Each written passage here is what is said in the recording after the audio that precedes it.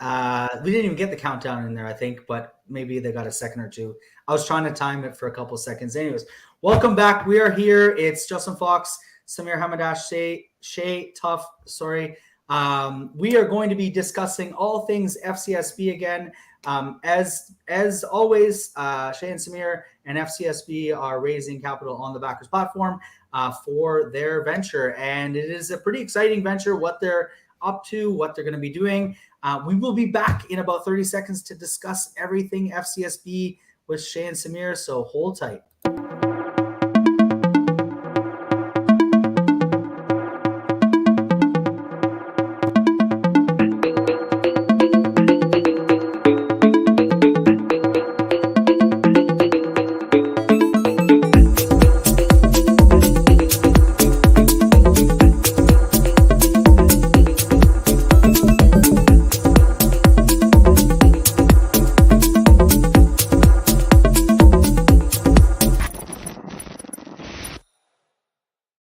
All right, we're back.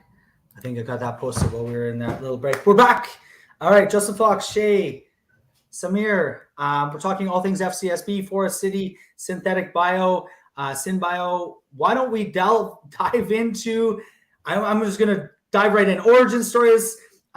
Shay, you are Spider Woman. Samir, you are Superman. Tell us a little bit about your origin stories, how you got to where you are today, because there are a lot of people out there that wonder what it's like to be an entrepreneur, but also wonder what drives someone like the three of us to get into something like this.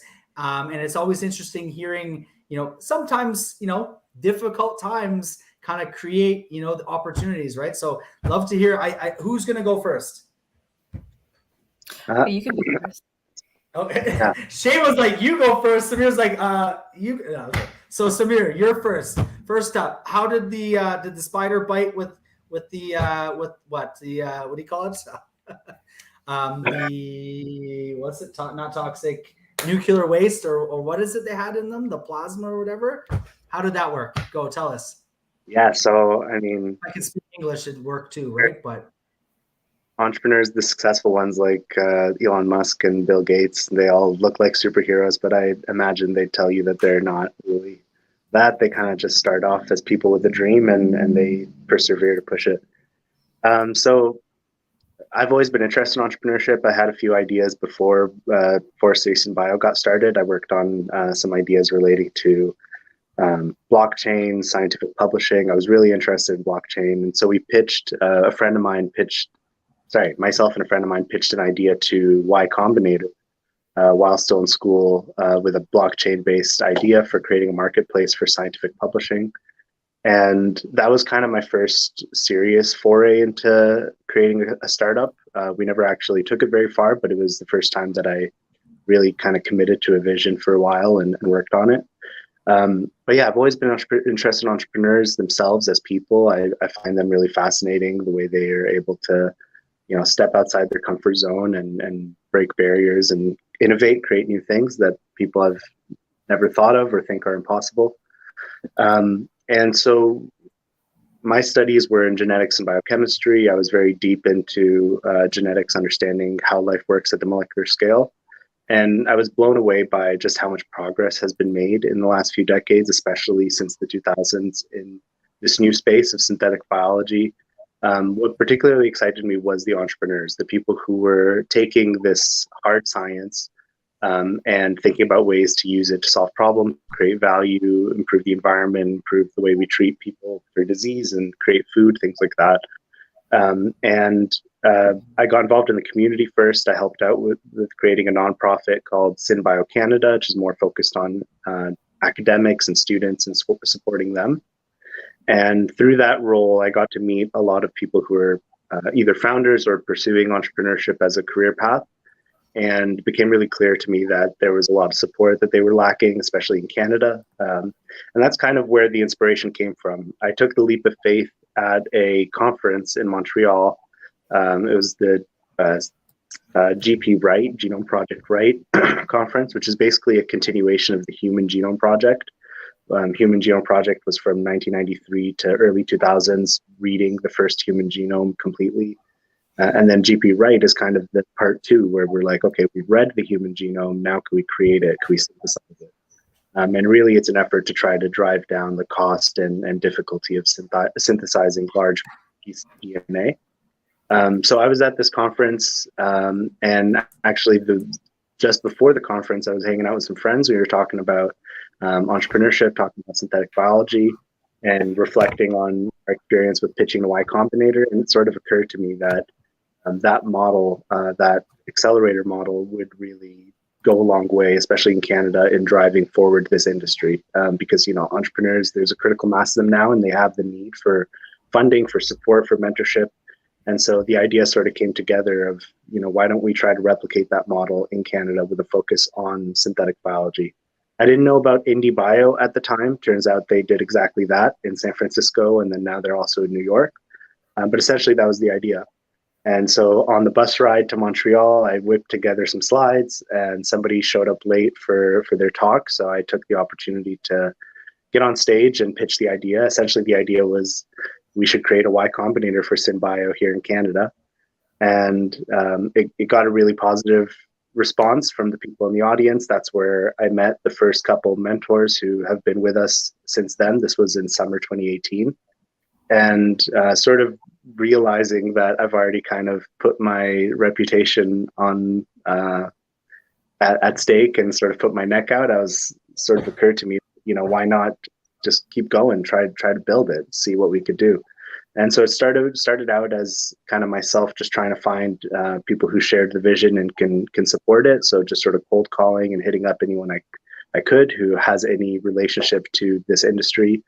But my first win was with a gentleman who works for the City of London.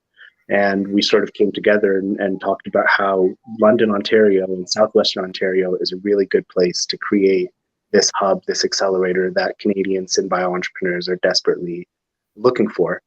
And so that's how it started. He was kind of the first volunteer to work with me on this. And for about a year, we just sort of laid the foundations, did a lot of networking. And ultimately, I started to put together a volunteer team. That's where Shay came in, and she was the vice president of that initiative. And and then here we are today. I'll let Shay talk about what came next and her roles. So just quickly, let's touch on some of those. So the word I was looking for was radioactive earlier. So the radioactive spider that bit you, it's interesting. So let's just back it up, and we'll, Shay, I definitely want to hear the next sort of part two. But what was the radioactive spider? I'll keep going to that. So that literally bit you, that said, "Hey, I want to go to Y Combinator." Right? Like you're in, like obviously the block. I think that's amazing. I mean, so we're talking pre-2018. That's in around when we were looking at it for backers, sort of 2017 in that time frame. Like what inspired you to say, "Hey, I want to get out on my own," right? Like I think that's one of like sort of almost like the pre story. Like what was it in you, or maybe in your family? Like what was it that was driving you to say, "Hey, I don't want to just be working for someone else in another business, for someone else's venture, but I'd like to kind of go out and try and look for different things." And I'm assuming the blockchain Y Combinator idea probably wasn't the first, right? I'm sure you had other things, if that was sort of where your mindset had come from. So just wondering, like, even back it up, 10 years ago, 50, where did that kind of like radioactive, bite come from that gave you that, "Hey, I'm going to be an entrepreneur. I want to try and do something, a little differently"? Is there a, are there, or maybe a series of things that happened, or I don't know, you're laughing. So I'm hoping there's some things, but like when you put it, it does take sort of a little bit of crazy to be that person who says, "I'm going to go build this thing from scratch," and right. kind of against all odds, because really the odds are against you when you go down this path. I think I've always kind of been the type of person who looks at things and asks, why can't we do them better? Why can't we do them differently? So, even through my involvements in various student groups and extracurricular initiatives, I've always been trying to innovate, create new ways to do things, solve problems, and make things work better. So I've always kind of been that person who sort of, when some people say why, I say why not. Right. And I think I've always kind of been a bit reluctant to take the path that everyone else takes, or the path that you're told is the only option for you. I've always been kind of keen on trying to find new roads for myself, pave new paths. So I think that's kind of my personality, perhaps, but also my parents are also very, I don't know if they would describe themselves as entrepreneurial, but I see them that way. My dad, they're both in education, but my dad, through his roles as vice principal and principal, he's always kind of been innovating in education. He was very early to adopt sort of new technologies to bring them into the classroom. My mom has done a few successful things in real estate. So my parents kind of have that sort of bent to them where they're also a bit entrepreneurial, and I think that rubbed off on me. But yeah, I think there was no particular, radioactive bite moment where it sort of all came together. I think this kind of happened organically for me, just sort of exploring things that I was curious about, exploring things I was passionate about, just sort of one thing leads to another. And at some point, it just sort of, the time was right, and it felt right to say, all right, this is a solid idea. It's something that I see myself dedicating myself to for the next several decades, or who knows how long. And it just sort of happened fairly naturally. It was the right move to create a company, and so we did. Right. Cool. So Shay, I guess from your sort of perspective, you jumped in. So I'm gonna sort of take a step back for you as well. Like, is there, like, you're at this point and you're gonna kind of tell the next part of the story that Samir kind of alluded to, but prior to that point, was there kind of we'll use the same term. We'll just go with the superhero kind of, beat it, whatever. The radioactive kind of bite that, was it family? Was it just, similar to what Samir, and I feel the same, kind of always looking for that, why not kind of, if somebody else can do it, why can't I kind of thing. What were your thoughts? Where did that come from? Yeah, I think I'm very similar in the sense of I've always been, whether I knew it or not, earlier on in life, very entrepreneurial minded and spirited. And like even through high school, it was sitting in a classroom and being bored. So I ended up like dropping out and homeschooling myself just to like choose a different path instead, type of thing. But for Forest City Symbio specifically, and turning into like a full like entrepreneur and wanting to actually build something, I have two moments actually. So I do very clearly remember two moments along this path where it became very evident that I wanted to be an entrepreneur. I wanted to co-found something, and I wanted to make a difference with synthetic biology specifically.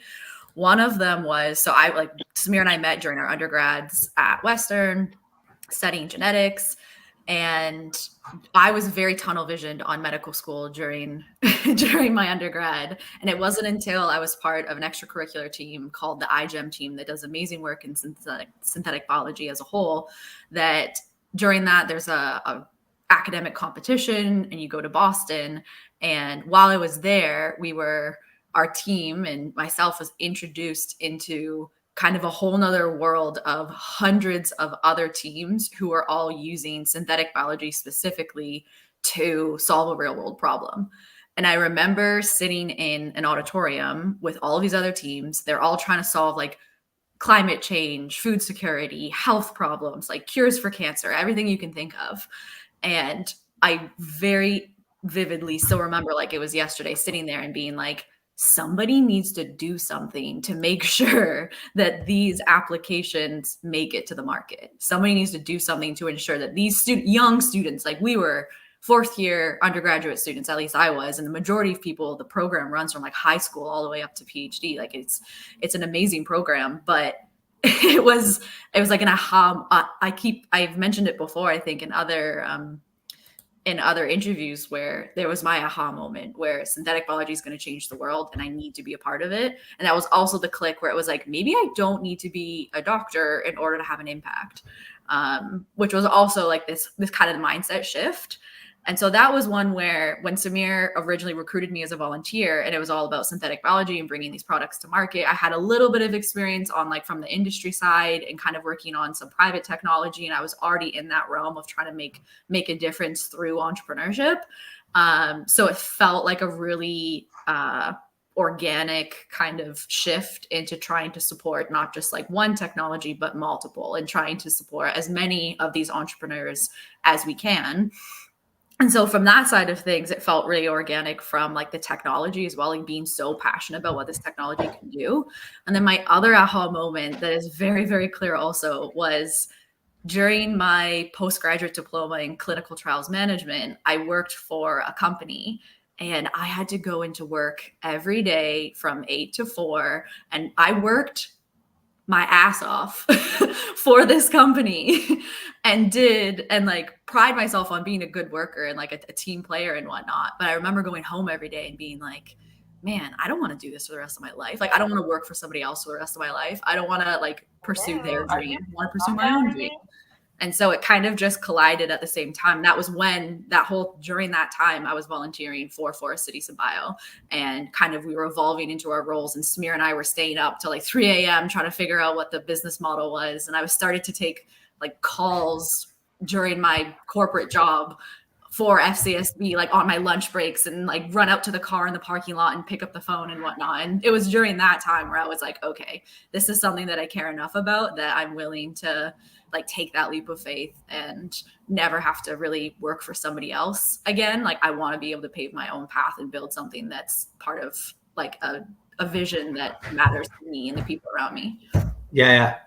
No, that's amazing. That's So it's so, I mean, I think for both, it shows like not like an instant, like there's the one, I mean, there's certain sort of aha moments along the way, but there's definitely like a journey or a path where it's sort of accumulation of different things that happen, that, you know, this happens, then that happens. I mean, I think it's, Shay, you alluded to it before we got on, but the jumping on stage, you know, the fact that somebody doesn't show up, right? And there's an opening. And ironically, I mean, I don't know if you were planning with, you know, you said you'd already put together some slides or a deck, right? So it's like, just things kind of align like fortuitously. Like it just sort of, you know, you've got a deck, you kind of, you probably already knew kind of what you wanted to talk about, kept it simple, went up there. And obviously that was kind of the catalyst, as you said, for a few relationships that you've held throughout. So there's always those, and putting yourselves in situations like you just alluded to as well, Shay, where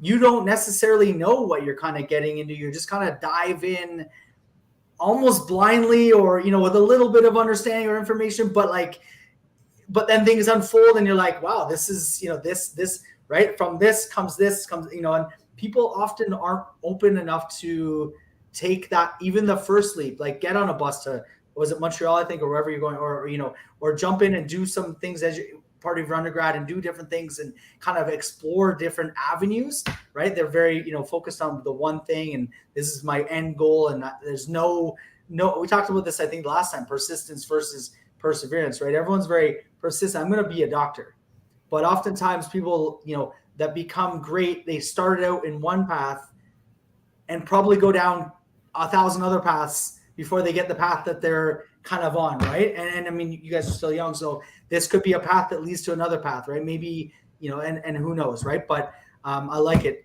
So why don't we talk about what FCSB is? So obviously we see that you guys have been on a bit of a journey, as many entrepreneurs do. They go on a bit of a journey. They find their niche. They explore. Why don't you tell us a little bit, you know, for those that are watching, we talked to everyone sort of last week. Why don't you tell us a little bit about what FCSB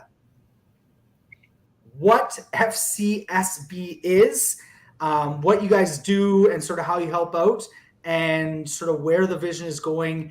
And then we can probably wrap it up. And what we'll do is we're jumping on again tomorrow. Shay, you're going to, I believe, or one of you is going to do a bit of a pitch with the deck, I believe, tomorrow. So we can try and jump in that. But why don't you guys, I'm gonna say, Shay, why don't you tell us, because we're always reverting to Samir. Why don't you tell us a little bit about your thoughts? I mean, you jumped in, like what brought you into it, or what got you to kind of get to where you're at right now? Or what are your thoughts on FCSB's vision? Yeah, I think FCSB's vision is really just to support, at one point we were saying 100 startups within 10 years. And that was really early on, actually. So, but the goal, that number going up or down? Is it, or are you? Oh, it's always going up. Always There's going up. So always now more it's like startups. hundreds of thousands. Yeah. Okay. Perfect. But the goal has always been the same. It's really to give startups in Canada a place that they can find the support they need to get off the ground in the synthetic biology field and within biotech. And so for FCSB, what that means is we spent so much time talking to all these entrepreneurs and having these discovery questions, like hundreds of entrepreneurs, and learning what is the key pillars of the hurdles that you're facing. Why do you leave? Why do you go to the States? Why do you never start in the first place? Things like that. And what it's turned into is offering that hub of support. So FCSB is an accelerator for early stage startups, and it comes as what we deliver is the lab space, the mentorship, and a pre-seed investment that helps them be able to work on their startup full time. And I think, like I said, like the vision's never changed. Where we've come to terms with and supporting is that you have to, every founder story is going to be different. So you have to support them at their own level. You have to be able to meet them where they are. We've used that terms quite a few times recently. And we basically offer them the technical support in the lab. And then we have a network. Like Samir and I have only gotten this far because we've had so many mentors and advisors that have supported us along the way. And so we've spent the last 4 years, I guess, since 2018 with Samir when he started us out, building the network of mentors and advisors who are willing to stand up and back these startups and support them with their mentorship and their knowledge, people who've been there, done that. And then really like accelerate their development from a early stage startup side to entering into more of a proof of concept MVP, and then using our connections to then accelerate them further into scale up. So Samir, you can touch on a little bit more of where FCSB's business model is and where the opportunity is for investors as well. But yeah, the goal has been to accelerate early stage startups. Yeah, no, that's awesome. In that specific space, right? In the synthetic biology space, right? So, which, I mean, Samir, you've talked about, the demand or the need for that, right? So, but let's go ahead. Tell us. If I could add to that, though, it's so synthetic biology is definitely kind of our number one motivating technology space that we want to really support and accelerate. We're very much looking for agriculture and food applications as the sort of vertical that we're targeting. But then even beyond that, we're not exclusive to either synbio or ag food. We've been working with startups. I've done some software, done some sort of additive manufacturing, people that are sort of in the health space or outside of ag food. But that's really what we're most interested in, where we see the biggest opportunity. And so the business model is not really anything, absolutely novel. We're doing something that's kind of tried and true, but the business model revolves around holding equity in a portfolio of startups. So, invest in, say, 100 companies, and we have a small percentage of each of them. And the idea is that one of them will be able to, or at least one of them, hopefully several, will be able to grow enormously and be able to make it all worth it, essentially. And that's kind of where we're placed. So right now, as Shay described, we have a pre-investment that we offer, a pre-seed investment that we offer. And so we kind of positioned ourselves as what we call pre-accelerators. So we would feed into other places like Combinator, IndieBio, other accelerators. But ultimately, the vision is to create a fund of our own and operate as essentially an equivalent to any of those accelerators. And we are positioned geographically in Southwestern Ontario. There's a big sort of geographic element to a lot of accelerators. They benefit from the convergence of big companies, investors, entrepreneurs, low cost of living. All of these things make for a ripe environment for entrepreneurs to come and set up. But we are sort of open to startups from anywhere. We're patriotic to Canada. We want to help Canadian companies. We want to keep some of that talent and opportunity here, but by no means are we closed off to people. Cool. And obviously you're raising funds on the Backers platform, which is kind of like almost like that's our mission, right? Our goal is we see innovation. Our vision is the innovators, and innovation will change the world for the better. So much sort of broader, not on the one sort of area or specific niche of innovators, but and then you guys take it that next step with sort of the accelerator, the lab space, bringing that kind of environment to a very specific need around those innovators, right? Which is really cool. So you're obviously raising funds on the Backers platform, which is cool. Appreciate you guys being, you guys are kind of the initiators, or I don't know, what would you call it, the initial kind of beta testers of the Backers platform. I think I'll throw it out here. We're all going to be at Collision, as either Backers is going to be in the Alpha program. You guys are going to be, I guess, guests at the Collision program. So, which is a really cool conference, and not to pump them up, but I guess, where there's going to be a lot of people in a lot of, space, a lot of sort of sectors, industries, meeting, talking about a lot of different things. So I'm sure there's a lot of ideas. So it'll be good to for you guys to connect with a lot of people. We'll be connecting with a lot of people. So it's exciting. So everyone else out there, if you're going to be at Collision, check us out, Backers. Be sure to roam the halls and look for Shay and Samir and see if you can bump into them, say hi. If you're in, deep tech space and you're looking to get some lab space or an incubator type program, be sure to check out FCSB. If you're an investor, talk to Shay and Samir and see if there's an opportunity, because when is the round closing actually? You guys can confirm it, because Collision's the 20 something like that, 21st to 23rd. So I think the round will be closing near the end of June, right? So be exciting, probably a little bit of a push there. So I don't know. I guess we're going to do one quick commercial and then we're going to do final words. All right. You guys ready? All right.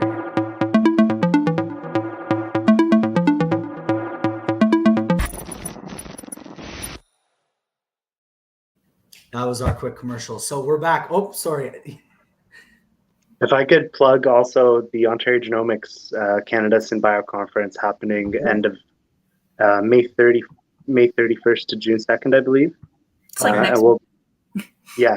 We'll be there. May what? Oh, so it's the 25th today, right? So May 31st. So next Tuesday. Cool. We're also, I don't know, I'm going to throw this out for you guys. We're actually going to be hosting, so we have a couple of people starting sort of on the business development side.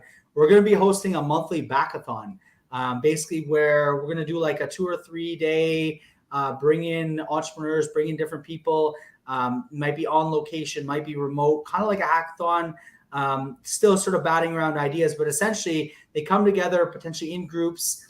They don't necessarily bring an idea, but they could bring an idea, and they kind of over a 3-day period put together a pitch for a potential idea, whether it's used or not. I think it's really just around building ideation and kind of seeing where it gets to. We'll host sort of like a monthly backathon. We're also looking at doing on location in kind of remote destinations, where we're going to partner with another organization that sort of facilitates kind of like the remote kind of keyboard lifestyle in these remote locations. We'll bring in like 10 or 12 entrepreneurs and kind of follow them like a Big Brother type program for maybe a week or something like that, where we do like this, backathon in Bali, I don't know, whatever we call it. But, and then everyone, all eyes on these people essentially growing their business live, on location, on set. I don't know. What are your thoughts on that? You guys want to be the first 2 guests in the house, the backathon house?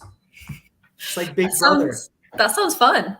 Yeah, right? Yeah. Like, 10, 12, 15 people, probably a bit of a video crew, right? Production crew, and go live on location somewhere nice. I mean, it might start out, budget pertaining, maybe a cottage in Northern Ontario, but, eventually I'd love to have like 100 people in Tahiti, right? On some Bora Bora or something like that. But, obviously we got to, the way things go at Collision might impact, whether we're in a hut in Scarborough or a hut in Bora Bora. But you're gonna have us like sleeping in a tent in your backyard. Someone's back shed in Pickering, right? Yeah, exactly. That's what we're gonna. Someone the back 40 in Elora, right? We'll just all pitch a bunch of tents.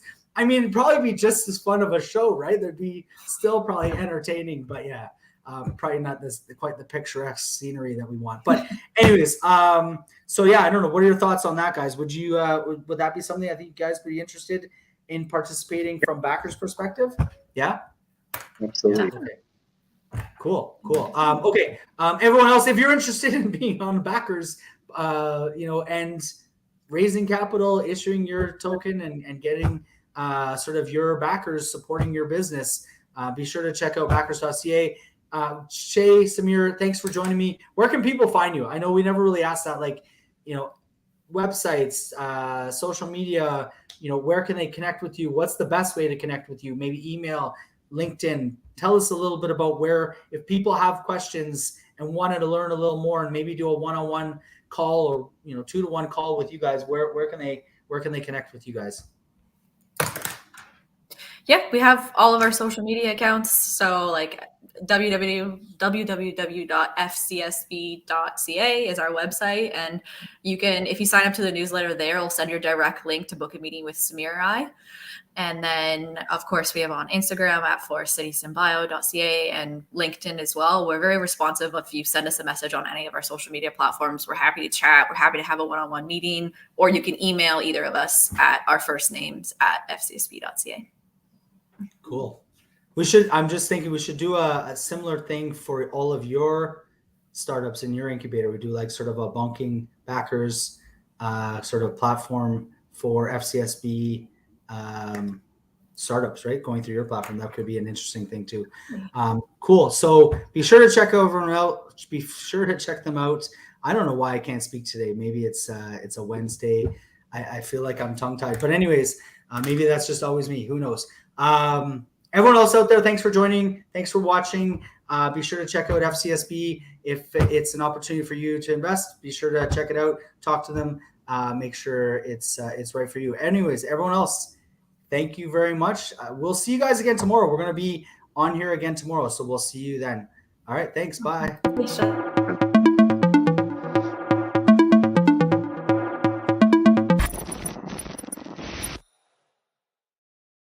Sorry, we didn't get our thanks. Bye. Bye. Bye. Bye.